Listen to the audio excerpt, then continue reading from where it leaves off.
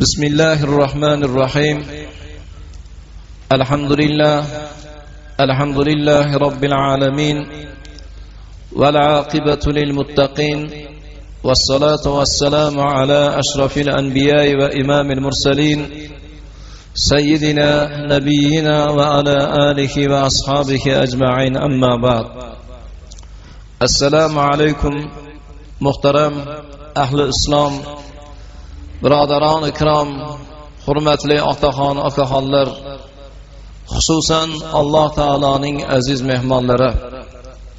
Mana yaqin kunlarda Ramazon oyining birinchi kunlari qaysi kunda ekan, iftorlik vaqti, saharlik vaqti qachon ekan, tarovihni qachondan o'qir ekanmiz degan savollarni odamlarimiz berib turishgan edi.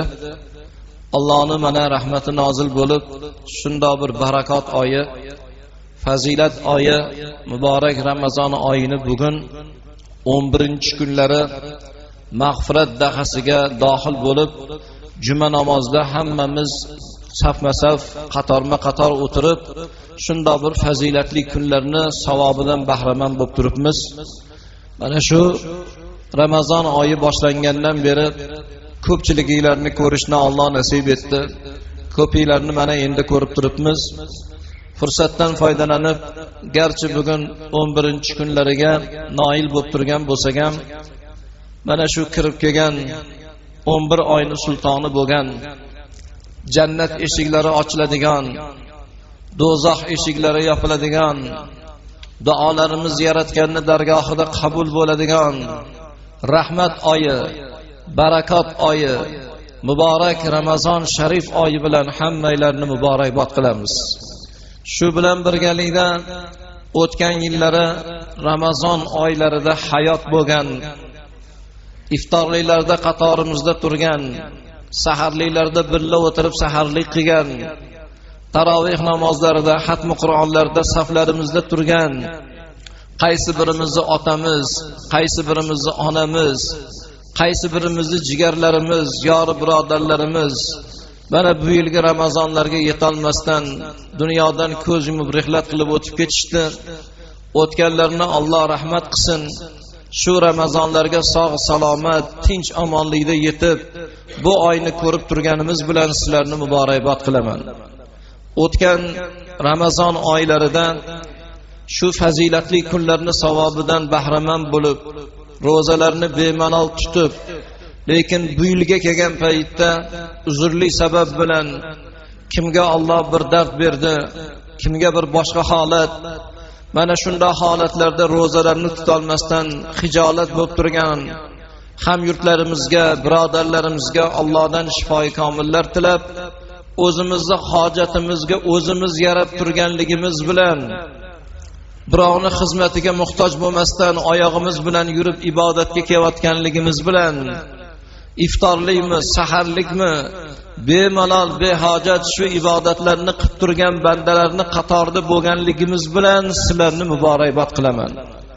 Sizlar bugun juma namozlarida kelib turgan paytinglarda, kechalari ko'zinglarga uyqu kelgan paytlarda ham xatmi Qur'on, tarovihlarda turgan paytinglarda, kunduz kunlari soimlik, kechalari bedorlik, qoyimlik bilan ibodatni qilib turgan bir paytinglarda qancha bandalari adashib yurganligi, Ramazon nima, ibodat nima, Allohdan so'raydigan iltijolar nima bilmasdan g'aflatda, maishatda, ayshi ishratda yurgan bir paytda shunaqangi bandalarni qatorida bo'lmasdan qalbi Xudoni zikriga moyil bo'lgan, o'zini uyiga loyiq ko'rgan, ibodatiga loyiq ko'rgan bandalarni qatorida bo'lishinglar bilan sizlarni muborakbod qilaman.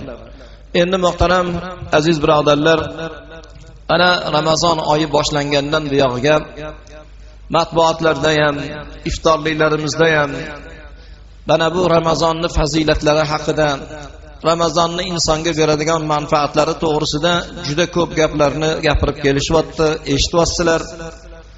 Avvalo, ro'za degan so'zning lug'atdagi ma'nosi arab tilida savm degan so'zdan olingan bo'lib, tiyilib turish degan ma'noni anglatadi. Shariatdagi ma'nosi, shar'iy istilohda subhdan to shomgacha yeyishdan, ichishdan, jimodan, fitna fasodlardan, g'iybat ig'volardan, bo'xtonlardan, nafsimiz ijtihod qilgan narsalardan o'zimizni to'xtatib turishligimiz ro'zaga berilgan nisbat bo'lar ekan. Ramazon oyi ro'zasini tutishlik hijratning 2-yili farz qilinganligi kitoblarimizda zikr qilinsa, Allohning kalomi Qur'onda Sura-i Baqaraning 183-oyatida marhamat qilinadiki, sizlardan avvalgilarga ro'za farz qilingandek, sizlarga ham ro'za tutishlik farz qilindi. Shoyatki ro'za tufayli taqvoda bo'lsanglar degan oyat keladi. Mana shu oyatda o'zi dalil bo'ladiki, muhtaram birodarlar, sizlardan avvalgi qavmlarga ro'za tutishlik farz qilindi degan oyatning mazmuni islomdan avvalgi dinlarda ham ro'za bo'lganligi, Musa alayhissalomning davrlarida 40 kundan iborat bo'lgan ro'za bo'lganligi, Isa alayhissalomning davrlarida ham ro'za tutilganligi, qadimiy tibetliklarda ham ro'za bo'lganligi, Nasara diniga mansub bo'lgan dinlarda ham 40 kun mobaynida hayvon go'shtidan saqlangan holatda tutiladigan ro'zalarni bo'lganligi, ilohiy bo'lmagan samoviy dinlarda ham ro'za tutish bo'lganligi, ya'ni mana shu oyatda aytib turibdiki, sizlardan avvalgilarga farz qilingandek ro'za sizlarga ham farz qilindi. Shoyatki ro'zada taqvoda bo'lsanglar. Endi Ramazon oyi 30 kun davom etadigan ro'za. Ramazon odamlarga nima beradi? Qanaqa manfaatlarni o'zimizda olamiz? Nima narsalarga o'rganib qolamiz? Mana shu Ramazon oyida insonga bo'ladigan birinchi foyda taqvoga o'rgatar ekan. Oyatda o'zida kelib turibdiki, shoyatki taqvoda bo'lsanglar. Taqvo degan so'zning lug'atdagi ma'nosi saqlanish. Ro'za ham saqlovchi. Payg'ambarimiz Muhammad Mustafa sallallohu alayhi vasallam huzurlariga kelib, "Ya Allohning rasuli, taqvo deganda nimani tushunamiz? Taqvo o'zi nima?" dedilar. Shunda janob payg'ambar Muhammad Mustafa sallallohu alayhi vasallam taqvo deganda misoli bir ekinzor tikondan iborat bo'lgan. Tikonzordan o'tasiz. Tikonzordan yalangoyoq yurib, biron bir oyog'ingizni shilmasdan, biron bir joyini tilmasdan, biron bir joyga zirabcha kirgizmasdan, qonatmasdan, gard yuqtirmasdan o'tib ketish xuddi bu taqvoga berilgan nisbat. Dunyoni payg'ambarimiz shunday ta'rif qiladilarki, tikonzorga o'xshagan. Har bir qadamimizda gunoh, har bir qadamimizda ma'siyat, har bir qadamimizda xato, unutishlik, turli xil to'sqinliklar, shunda to'sqinliklardan, xatolardan, gunohlardan o'zimizga gard yuqtirmasdan saqlanib o'tishlik bu taqvo bo'ladi. Ro'zani insonga o'rgatadigan taqvosi nima? Mana o'zingizlar guvoh bo'lib turibsizlar. Ramazondan avval ichkilikka ruju qo'ygan odamlar, mukkisdan ketgan odamlar, surunkali shu narsaga o'zini urgan odamlar ham ayrimlari Ramazon oyi kirishi bilan o'zini to'xtatib, ibodat qilib, Allohdan qilgan gunohlarini mag'firatini so'rab, bir xillari qatorimizda kelib tarovih namozlarida, xatmi Qur'onlarda qatnashib, Ramazon oyi keldi. Mana shu qilingan ibodatlarim fosil bo'lib qolmasin, qilgan xatolarimni Alloh kechirsin deb turganligini guvohi bo'lasizlar. Bir xil og'zi polvon bo'lgan, fitna fasoddan o'zini to'xtatmaydigan, g'iybatdan o'zini to'xtatmaydigan, yolg'ondan o'zini to'xtatmaydigan insonlar ham Ramazon kelgandan keyin og'zidan chiqayotgan gapiga e'tibor berib gapirayotganligi, tilimdan behuda gap chiqib qolib, ro'zamga bir ziyon yetib qolmasin, nuqson yetib qolmasin, Ramazonda tutayotgan ro'zam fosil bo'lib qolmasin deb o'zini to'xtatib turganligi, o'zini har qanday fahsh yo'llarga urib, hazar qilmasdan yurgan insonlar ham Ramazon oyi kelishi bilan shahvatni chegarasini belgilab, o'zini tutib, har qanaqangi yomonliklardan to'xtatib turganligi, Ya'ni bu insonni ro'zada insonga beradigan yaxshiliklardan bittasiki, mana shu ro'zada odatlanib qolgan yaxshiliklar shoyatki Ramazondan keyin ham davom etib qolsa, ro'za insonga beradigan yaxshiliklari insonni mana bu ro'zadan keyin ham bemalol shunaqangi yaxshi yo'llarda yurib, o'zini xatosini tushunib qoladigan insonlardan bo'lsa degan ma'no chiqadi. Ikkinchisi, Ramazon oyini eng yaxshi hikmatlaridan bittasi salomatligimizni tiklanib qolishiga bir imkoniyat tug'ilar ekan. Ro'za paytida ketma-ket izdihomlar, ertalab ko'zingizni ochishingiz bilan katta izdihom, nahorga oshga borasiz. 11 mi, 1 mi, asrmi, ketma-ket izdihom xonadonlarga kelgandan keyin dasturxonning ustida o'tiramiz. Mana shunaqangi intizomsiz yeyilgan, behuda har xil holatlarda o'zimizni bilmasdan tanovvul qilingan taomlar insonni salomatligiga salbiy bir ta'sir ko'rsatishi, Ramazon oyi kirishi bilan bu narsani bir intizomga tushib qolishi, insonni jismidagi ortiqcha narsalarni yo'qolib ketishiga sabab bo'lish insonni salomatligiga beradigan foydalardan bittasi ekan. Bu yerda mana bolalarimiz, yosh ukalarimiz, jumladan meni o'zim ham ko'rgan emasman, ko'rgan odamlar o'tirishibdi. Kecha boshimizdan o'tgandek o'zligi guvoh bo'lib yig'lab gapirishadiki, mustabidlik davrida, kommunistlar mafkurasi davr surgan paytlarda Ramazon oyi yaqinlashishi bilan televideniyada har xil ko'rsatuvlarni paydo bo'lishi, ayniqsa tibbiyot xodimlarini olib chiqib ro'zani odamlarga zararli, ziyonli deb odamlarga tushuntirishga harakat qilish, davlat korxonalariga, mahalla muassasalariga ma'ruzachilarni yuborib, Ramazon oyida tutiladigan ro'za insonlarga yomon ta'sir qiladi degan mavzularda suhbatlar qilishlik, maktablarda chora tadbir ko'rib, zo'rlab bo'lsa ham bolalarni og'ziga non tiqib bo'lsa ham ro'zasini ochiradigan holatlar bo'lganligi haqiqat. Bu narsa afsona emas. Ana endi bugun muhtaram birodarlar, shu narsani haqiqatligini bilib yetib, o'sha paytlarda o'zimizni millatimizdan chiqqan, musulmonchilikni da'vo qilib turgan odamlar ro'zani ziyonli deb odamlarga tushuntirib turgan paytda o'ris olimlar, Moskvada Nikolayev, Lukin degan professor odamlar ochiq haqiqatlar nomli kitoblarini yozib, ixtiyoriy och qolish yo'li bilan odamlarni davolash, ixtiyoriy och qolish insonga beradigan foydasi, ixtiyoriy och qolishni tadqiqotlarini samarasi haqida, jumladan musulmonlarning ro'zasini fazilati, foydalari haqida yozgan ekanlar. Amerikalik Paul Brek degan yozuvchi odam o'zini 50 yillik tajribasi asosida Ochlik mo'jizasi degan kitobni yozib, jumladan ixtiyoriy och qolishni, musulmonlarning ro'zasidagi fazilati va insonlarga beradigan foydalari to'g'risida batafsil to'xtalib o'tgan ekan. Bular g'ayri din bo'lgan, musulmon bo'lgan emas. Bular g'ayri millat bo'lgan, millatdosh bo'lgan emas. Ana endi bugungi kunda haqiqat egilsa ham sinmaydi degan gap o'zini ro'yaga chiqqanligini amalda tasdiq qilib, hozirgi kunda ho saharligimiz bo'lsin, ho iftorligimiz bo'lsin, matbuotlarda Ramazonni fazilati, Ramazonni shukuhi to'g'risida bir qancha suhbatlar bo'layotganligi, insonga beradigan foydasi, salomatligini tiklanishi yo'lidagi xizmatlari to'g'risida batafsil ma'ruzalar bo'lib turganligini guvohi bo'lib turibsizlar. Bu Ramazonni insonga beriladigan ikkinchi foydasi ekan. Uchinchisi, muhtaram birodarlar, nafsimizni ustidan g'olib bo'lar ekanmiz.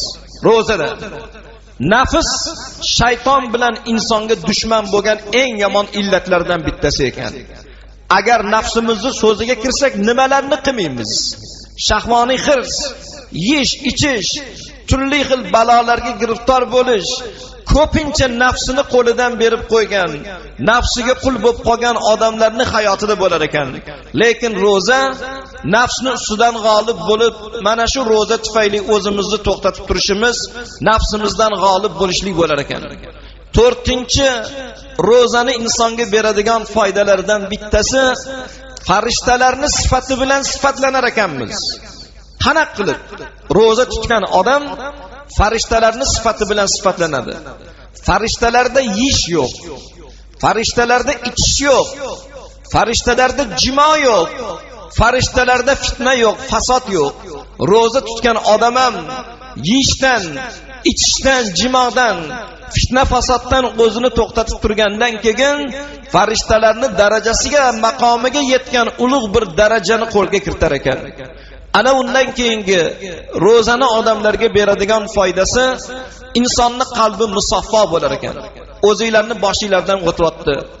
Bir sabab bilan bir kun ro'zani tutolmay qolsangiz, yo bir dardga chalinib qolsangiz, insonning vijdoni qiynalib ketadigan bir holatda inson ro'zani tutgandan keyin nihoyasiga yetganda dasturxonning ustida o'tirgan paytda qalbi musaffo bo'ladi.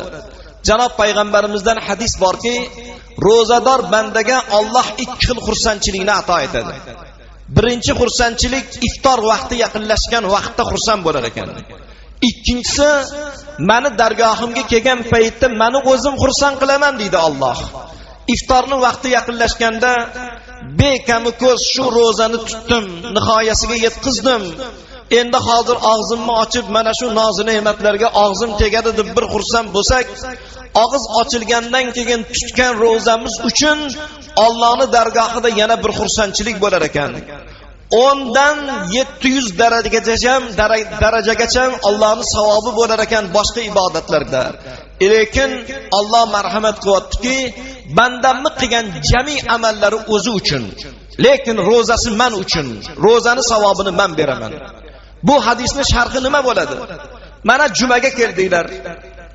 Ming odamni ko'zini oldida hozir namoz o'qiysiz, xalq ko'ryapti. 5 mahal namozni ham odamlarning oldida qilamiz. Zakot bersak, zakotimizni olgan odam bilyapti. Yo bo'lmasam hajga borsak, million odamning o'rtasida haj qilyapmiz. Kelgandan keyin 1000 ta odamni chaqirib osh berib ma'lum qilyapmiz. Lekin ro'za Alloh bilan bandani o'rtasidagi sir, Xudodan boshqa hech kim bilmaydi. O'zini shahvatini, nafsini tiyish, o'zini borlig'ini Allohga baxshida qilish bu ro'zador odamdagina bo'ladi. Bandam meni uchun nafsini tiyib, shahvatdan tiyilib, yeyish ichishdan tiyilib turibdimi? Ro'za tutdi deb yozib qo'yinglardir ekan farishtaga Alloh. Savobini meni o'zim beraman. Uni savobini hech kim bilmas ekan, darajasini qanaqaligini. Shunda bir darajani Alloh qalbi musaffo bo'ladigan xursandchilikda ro'zador bandasiga berar ekan. Undan keyingi ro'zani savobi insonda muhtaram birodarlar qilgan tutgan ro'zasi tufayli gunohlari mag'firat qilinar ekan. Payg'ambarimizning hadislarida qaysiki ummatim savob umidida ro'zadorlikda ro'zalarni tutib o'tsa, jami gunohlari Allohning dargohida mag'firat qilinadi degan ekanlar. Ana undan keyingisi ro'zadorga yana bo'ladigan foydasi sabrga o'rgatar ekan. Oldimizda saraton yozlari turibdi. Yoz kunlarida keladigan ro'zalar bor. Issiq kunlarda jaziramada tutiladigan ro'zalar, soat 9 dan oshgandan keyin iftorlik qiladigan davrlar bo'ladi. Yozgi kunlarda lav bir-biriga yopishib ketadigan paytlar bo'ladi. Har qancha tashna bo'lsangiz ham, suv sirasangiz ham o'zingizni to'xtatasiz. Mana shu ro'zamga nuqson yetmasin, ro'zam fosil bo'lib qolmasin, chiroyli nihoyasiga yetkazay deb sabr qilish, kasal bo'lib qolish holatlari bor. Shunday holatlarda ham tishni tishga qo'yib ro'zani ochmasdan olib boradigan odamlar bor. Bu sabrga o'rgatar ekan. Undan keyingisi rahm shafqatga o'rgatar ekan. O'zi och bo'lgan odam, o'zi zaiflikda yurgan odam atrofdagi ochlarning qadriga yetar ekan. Zaiflarning qadriga yetar ekan. Mana shunday bir ro'zani fazilati, insonlarga beriladigan foydalari ulug' bir fazilatlardan iborat ekan. Endi Ramazonga oid bo'lgan hukmlar to'g'risida gapirib o'tmoqchimiz. 10 kundan buyon iftorlikda yuribmiz. Iftorliklarda odamlarning orasida har xil mahallalarda bo'lyapmiz. Har xil ixtiloflarning guvohi bo'lib qolyapmiz. Bilimdonlar ko'payib ketgan, fatvo beradiganlar ko'payib ketgan. Ayrim odamlar oldin namozni o'qiymiz, ana undan keyin og'izni ochamiz. Qolgan odamlar yo'q. Oldin og'zimizni ochib, ozgina nafsga orom berib, taskin beraylik, ana undan keyin namozni o'qiymiz deydigan odamlar bo'ladi. O'rtada masala talashib qolayotgan odamlar bor. Shuning uchun janob payg'ambarimizning muborak hadislarida meni ummatim uchun o'z vaqtida iftorlik qilish xayrlik degan ekanlar. Bunaqangi masala talashmasdan namozni vaqtini iftorni oldinroq qilib, og'zinglarni ochib bemalol o'tirib nafsga ozgina taskin berganinglardan keyin namozga turib namozni ado etinglar. Bir xil odamlar 1 minut o'tib ketdi-yu, 1 minut oldini ochib qo'ydik yo keyin ochib qo'ydik deb to'polon qilib yuborgan odamlarni ko'rdik. Hali aytib o'tilgandek, payg'ambarimizning davrlarida soat ham bo'lgan emas, kalendar ham bo'lgan emas. Shomning vaqti kirdimi, iftorlikning vaqti zohir bo'ldi. Masala talashishga hojat yo'q. Ko'r odamga ham ma'lum bu narsa. Talashib to'polon qilishga, iftorlikni dasturxonning ustida munozara qilishga, bahs yuritishga bu yerda hech qanaqangi hojat yo'q, birodarlar. Mana shu shomning vaqti kirib kelishi bilan iftorlikning vaqti boshlanadi. Masala talashmasdan 1 minut undoq ekan, 1 minut mundoq ekan deb bir-biringlarni dilinglarni iftorlik dasturxonning ustida siyoh qilmasdan bemalol iftorliginglarni qilinglar.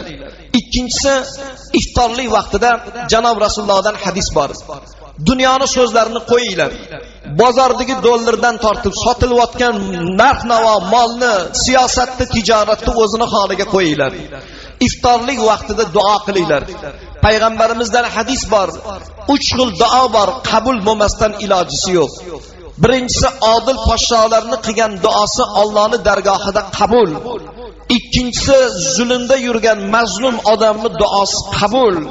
Uchinchisi, kun bo'yi roza tutib, rozadorlikda kunini o'tkazgan bandani duosi Allohning nazdida qabul bo'lar ekan. Shunaqangi paytda roza iftorlik vaqti yaqinlashganda duo qilinglar. Dilinglardagi niyatlaringlarni Allohdan so'rab, iltijo qilib, Allohning o'ziga yalinib, yolvorib, dasturxonlarning ustida qilingan iftorlikdagi duo qabul bo'lmasdan ilojisi yo'q. Bir xil odamlardan eshityapmiz. Qoraka hadisda dalil bor ekan. Janob Rasululloh o'tar roza tutgan ekanlar. Biz tutsak nima qildi? Biz ham saharga turmasak bo'ladi-ku degan savollarni bergan odamlarni eshitdik. Ha, hadis bor. Payg'ambarimiz o'tar roza tutganlar. Lekin payg'ambarimiz o'tar rozani tutganlardan keyin sahobalar ko'rib qiynalib qolishdi. Juda ham tushkunlikka tushganlardan keyin, ey birodarlar, menga Xudo bergan quvvatni sizlarga bermagan. Menga 5-6 insonning nubuvvatini, quvvatini berib qo'yibdi. Sizlar joninglarni qiynamanglar, toqatinglardan ortiq narsani qilmanglar. Saharlikka turing, saharlikda baraka bor degan ekanlar. Xudo bilan bandaning o'rtasidagi pardani ko'tariladigan vaqti sahar vaqti. Allohning rahmat eshiklari ochiladigan payt sahar vaqti. Munodiy kelib nido qiladigan vaqt sahar vaqti. Ey banda, so'ragin, talabingni men beraman deydigan Xudoning rahmati jo'sh urgan payt sahar vaqti. Shunda saharliklarga turib, g'aflatda yotmasdan, bola chaqani atrofida o'tirib, 2 rakat nafl namozini o'qib, Xudo qodir qilguncha Qur'ondan o'qib, duo qilib el yurtni haqqiga Allohdan so'raydiganinglarni so'rab turishinglar, bu narsa mana shu maqsadga muvofiq sahar vaqtlaridagi duo qabul bo'ladi. Endi iftorlik masalasida ayrim odamlarimizda tushuncha bor. Otam o'ldimi? Bu yil iftor qilmasam bo'lmas ekan. Qizimni erga berdimmi? Quda chaqiriq qilib iftor qilmasam bo'lmas ekan degan xayolga borayotgan odamlar bor. Iftorlik farz emas, vojib emas. Iftorlik bu savob. Imkoningiz bo'lsa odamlarni chaqiring, dasturxon yozib iftorlik qiling. Imkon bo'lmagan odamlar shuni hajmida kiyim boshmi, oziq ovqatmi, biron bir nochor xonadonlarga yordam ko'rsatsa, iftorlikning savobiga ega bo'ladi. Tarixchi Xondamirni yozishicha, shariat mulkining sultoni bo'lgan Hazrati Navoiydek zot ham iftor paytlarida odamlarga sovg'a salom ulashganliklari, g'arib, g'urabbo, faqir fuqarolarning holidan xabardor bo'lganliklari, dasturxon yozib odamlarni saharlikka, iftorlikka chaqirganliklari to'g'risida ilohiy manbalarda hujjatlar kelgan. Ana bu narsa iftorlik, muhtaram birodarlar, quda chaqiruv bo'lgan joylarda boshqa ishlar bo'lib ketayotganligini ham ko'rganmiz. Iftorga yig'ilgan odamlarning orasida. Shuning uchun bu iftorlik, men albatta qudamni chaqirishim kerak ekan, otam o'ldimi iftorlik qilishim shart ekan degan xayol sizlarda bo'lmasin. Bu narsa hali aytganimizdek farz emas, vojib emas, lekin savob. Qaysiki bir ummatim bir ro'zador odamni bir xurmo bilan yo bir qultum suv yo sut bilan og'zini ochirsa, jannatga kirguncha chanqamaydigan darajani Alloh nasib etadi degan payg'ambarimizning hadislari bor. Iftorlik qilgan odam savobga ega bo'laveradi. Endi yana odamlardan iftorlikka doir bo'lgan savollar ko'pincha iftorliklarda bo'lyapti. Muolaja masalasi. Ro'zador odam kasal bo'lib qoldik, qor aka. Ukol masalasi qanaqa bo'ladi? Ukol olsak ro'za ochiladimi, ochilmaydimi? Hammom masalasi, g'usl masalalari to'g'risida savol berayotganlar bor. Ulamolarimizning fikrini o'rgandik. Ularning fatvosida ikki xil ukolni gapirishdi. Birinchisi teri ostiga yuboriladigan ukol, ikkinchisi tomirdan yuboriladigan ukol. Bu kapinisi bo'ladimi, tomchi ukol bo'ladimi? Teri ostidan yuborilgan ukol ro'zaga ziyoni yo'q deydi. Ro'zani ochilmaydi. Lekin tomirdan yuborilgan ukol odamning ichki a'zosiga g'izo bo'lib kirishligi, quvvat bo'lib kirishligi, ro'zaning ochilishiga sabab bo'ladi degan fikrni fatvoni berishdi. Lekin odam bexavotir bo'laman desa, og'iz ochilgandan keyin imkon bo'lsa, iftordan keyin ukolni olish maqsadga muvofiq degan fatvoni bergan olimlarimiz bo'ldi. Endi o'spirinlar jamoasi o'tiribdi. Yigitchilik, erkaklik, odamda har xil holat bor. Kunduz kuni uyquda ixtilom bo'lish bor. Oldimizda namoz turibdi, iftorlik turibdi. Junub holatda bo'lib qolamiz. Bunga shariatimiz ijozat berganmi? Ro'zador odamni yuvinishi, g'usl qilishi qanday bo'ladi? degan savollarni bergan odamlar bo'ldi. Bunaqangi paytlarda g'usl qilishga ijozat bor. Lekin zovurlarda emas, katta hovuzlarda emas, katta anhorlarda emas. Katta suvga tushgandan keyin inson o'zini idora qila olmaydi. Suv qatizdan kirganini o'zingiz bilmaysiz, ro'za ochilib ketadi. Ehtiyot qilib, g'usl holatida ustimizdan suv qo'yib cho'milishlikka shariat ijozat beradi. Ro'zador odamni misvak ishlatishi mumkinmi? Misvak ishlatishi mumkin. Lekin payg'ambarimizdan hadis bor ekanki, ro'zadorni og'zidan kelgan hid Allohning nazdida mushka ambarning hididan ham afzal bo'ladi.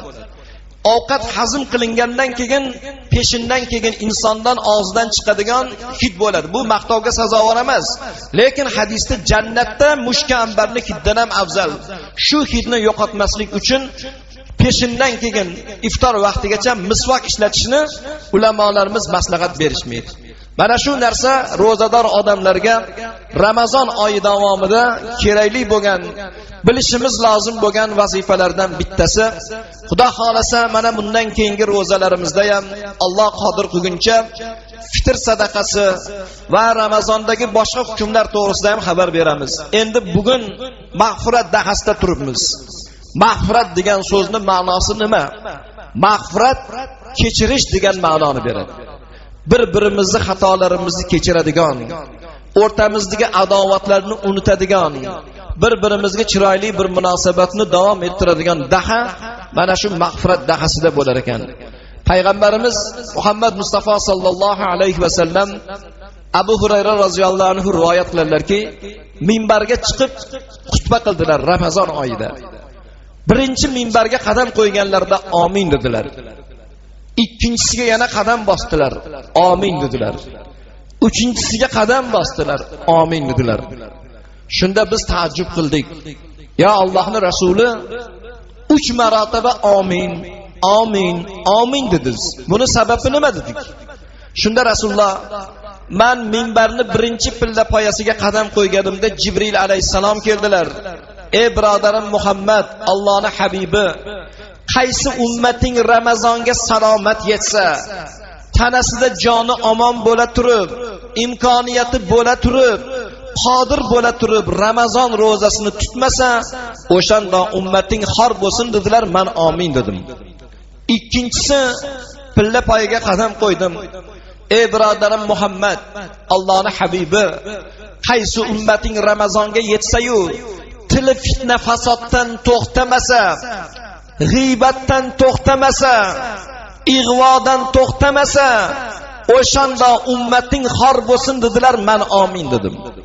Uchinchisi, ey birodarim Muhammad, qaysi ummating Ramazonga salomat yetib, shu Ramazonda ota-onasini hayot topsa, ota-onani duosini shu oylarda ola olmasa, xizmatini qila olmasa, xor bo'lsin dedilar, men amin dedim. Ya'ni muhtaram birodarlar, bu gapni gapirishimiz bejiz emas. Otalarimiz bor, non choy bilan saharlik qildik. iftorlikda ota xolis nima deydigan bolalarimizni ko'rmaymiz deb shikoyat qilganlar bo'ldi. Ya'ni shunday kun, Ramazon oyi duo qabul bo'ladigan, ijobat bo'ladigan, bitta savobga 10 ta savob yoziladigan, boshqa oyda qilingan ibodatga bu oyda darajasi afzal savob yoziladigan kunlarda ota nima yeysiz, nima iftorligingizga xizmati bor, saharlikka nima xizmat bor deb xizmat qiladigan, imkon qadar ota-onani duosini oladigan fazilatli kunlarda turibmiz. Shularni g'aflatda o'tkazib qo'yayotgan bolalarimiz, opa-singil yori birodarlarimiz bor. Lekin ota-onani xizmatini qilib, duosini olayotganlar ham bor. Alloh bularga farzandlaridan qaytarsin bu kunlarni. Yana bir narsani men ta'kid qilmoqchimanki, Ramazon ulug' oy. Uni savoblari, ajrlari behisob. Ramazonning 3-kuni men iftorlarda gapirdim.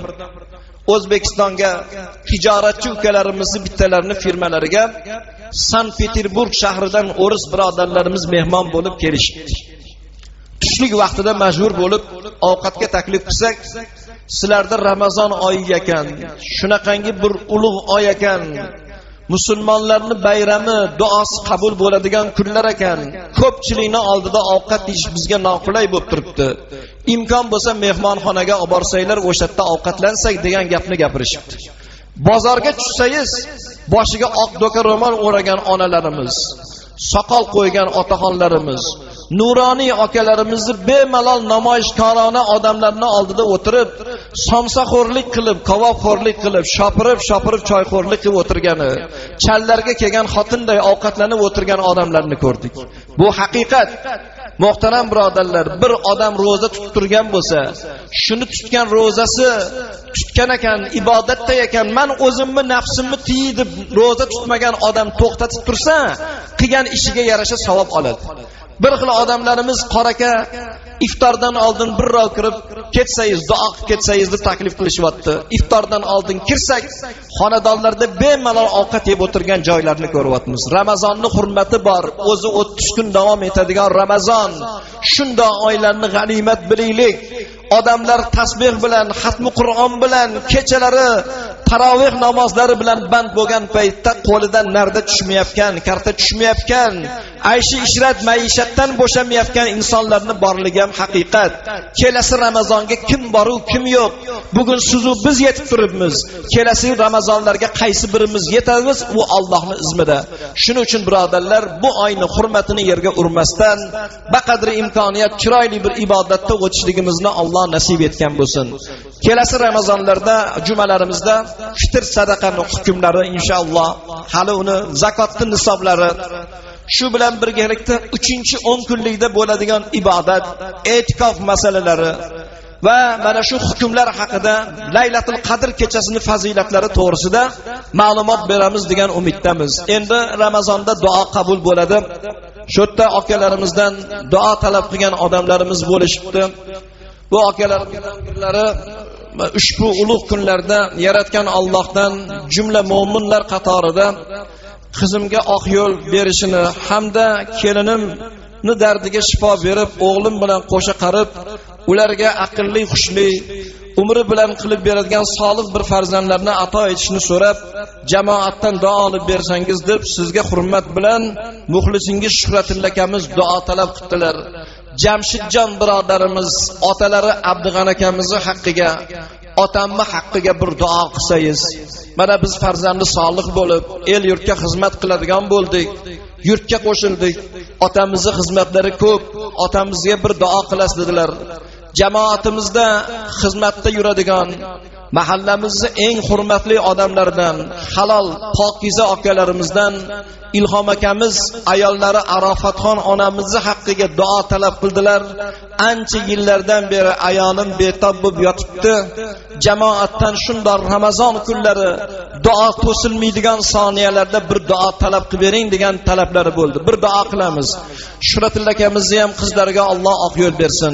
Yaxshi farzandli solihlar berib, kelinlari bilan o'g'illari qo'sha qarib farzandlarga bosh bo'lishni Alloh nasib etsin. Jamshidjon birodarimizni otalari Abdug'ani akamizni tanijonlarni salomat qilib, kenayimiz bilan qo'sha qarib Alloh bergan farzandlarning rohatini ko'rishni nasib etsin.